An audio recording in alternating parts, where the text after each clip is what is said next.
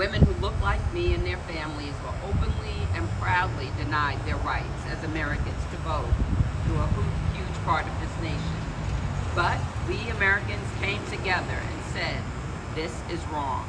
Social pressure, largely from women, pushed LBJ to sign the Civil Rights Act of 1964 and the Voting Rights Act of 1965. That's a fact we all know. But let's think about that for a second. The Civil Rights Act of 1964 and the Voting Rights Act of 1965. The big hits that year were My Girl, She Loves You by the Beatles, and The House of the Rising Sun. I'm sure some of us might still have those 45s in our garage. So what I'm trying to say is, it wasn't that long ago. We still cannot relax today because there are still open attacks on voting rights.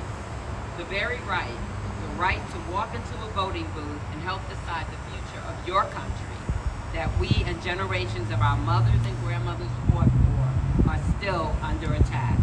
That's why it's so critical, so crucial, we protect that right our foremothers and really ourselves and some of our own generation won by voting in every election.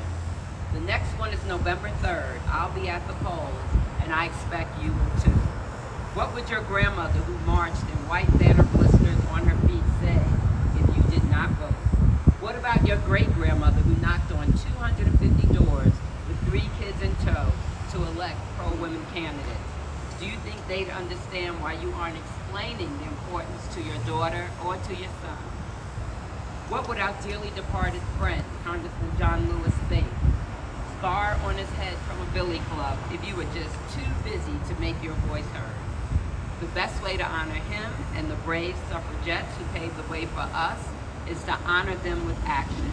It's to vote on November 3rd.